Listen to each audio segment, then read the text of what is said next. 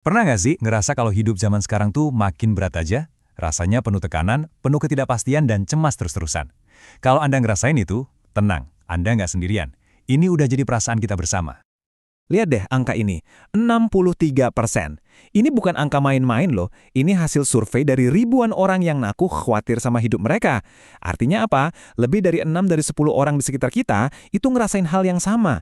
Jadi ini bukan lagi sekedar perasaan, tapi udah jadi fenomena. Nah, pertanyaannya, kenapa ya kita semua kok jadi gampang cemas, dikit-dikit overthinking, mulai dari karir, hubungan, sampai soal keuangan, kayaknya selalu ada aja yang bikin kita khawatir. Ingat, ini bukan cuma perasaan Anda, ini realitas kita semua. Terus gimana kalau ternyata solusi buat masalah super modern ini datangnya justru dari masa lalu? Dari sebuah filosofi yang umurnya udah 2000 tahun, yang bisa kita anggap aja kayak sistem operasi baru buat pikiran kita. Namanya Stoicism. Dan jangan bayangin filsafat yang rumit dan bikin pusing ya. Ini lebih kayak alat praktis buat menata ulang cara kita mikir. Oke, kita langsung bongkar akar masalahnya ya. Menurut para filsuf Stoa, sumber utama stres dan cemas kita itu cuma satu, ilusi. Ilusi kalau kita ini punya kendali penuh atas segala sesuatu di hidup kita. Nah, pas kita percaya kita bisa ngontrol segalanya, disitulah kita sebenarnya lagi nyiapin diri buat kecewa dan stres. Nah, disinilah kuncinya. Ada satu ide keren namanya dikotomi kendali. Ini intisari dari stoicisme yang benar-benar bisa mengubah cara kita lihat hidup. Idenya simpel banget, tapi dampaknya, wah, bisa mengubah segalanya. Intinya, kita cuma perlu memisahkan semua hal dalam hidup jadi dua kategori. Coba deh, kita lihat bareng-barang perbandingannya. Menurut para Stoa, yang benar-benar bisa kita kontrol itu ternyata cuma pikiran, perkataan, sama tindakan kita. Udah, itu aja. Sisanya, opini orang lain, reputasi kita, kesehatan, bahkan hasil akhir dari semua usaha kita, itu semua pada dasarnya di luar kendali penuh kita. Sadar akan hal ini aja, itu udah langkah pertama yang bisa bikin kita lega banget. Oke, itu tadi kan konsepnya. Keren, tapi gimana cara pakainya di kehidupan nyata? Yuk, kita coba terapin ide ini ke sumber-sumber kecemasan kita sehari-hari. Nah, ini nih, 3 biang keladi kekhawatiran kita. 33% orang cemas soal kerjaan. 30% cemas soal hubungan, entah itu yang jomblo atau yang udah punya pasangan, dan tentu aja keuangan. Lucunya ya, karir, hubungan, duit, ketiga-tiganya ini adalah contoh sempurna hal-hal yang sebenarnya nggak bisa kita kontrol sepenuhnya.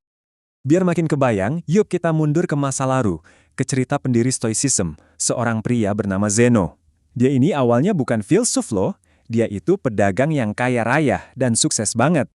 Tapi suatu hari malapetaka datang. Bayangin, di tengah laut, kapalnya yang bawa semua harta dagangannya karam, hilang semua.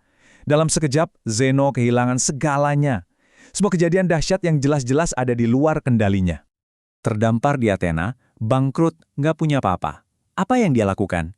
Dia nggak nyerah. Dia malah pakai waktunya buat belajar filsafat. Dari musibah itu, dia bukan cuma menemukan cara pikir baru, tapi dia mendirikan alirannya sendiri, Stoicisme. Dia justru menemukan kekayaan jenis baru, kekayaan yang nggak bisa ditelan badai, ketenangan batin. Dan kutipan Zeno ini, wow, benar-benar ngena banget. Bencana yang seharusnya menghancurkan hidupnya, malah jadi awal perjalanannya yang paling berharga. Ini bukti kalau yang penting itu bukan apa yang terjadi sama kita, tapi gimana cara kita meresponsnya. Itu yang nentuin segalanya. Sekarang kita bakal bahas satu teknik stoik yang jujur aja agak aneh. Mungkin malah kebalikan dari semua nasihat motivasi yang pernah Anda dengar. Ini bukan soal berpikir positif, tapi justru membayangkan hal terburuk yang bisa terjadi. Sering banget kan kita dengar nasihat kayak gini, positive vibes only. Jangan mikirin yang jelek-jelek, nanti kejadian. Seolah-olah mikirin hal buruk itu bisa manggil kesialan. Tapi menurut para filsuf Stoa, cara pikir kayak gini justru bisa bahaya. Nah, para Stoa punya alternatifnya. Namanya premeditatio malorum. Susah ya namanya.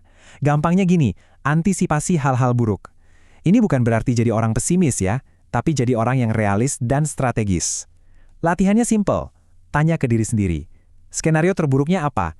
Terus, gimana cara gua menghadapinya kalau itu beneran terjadi?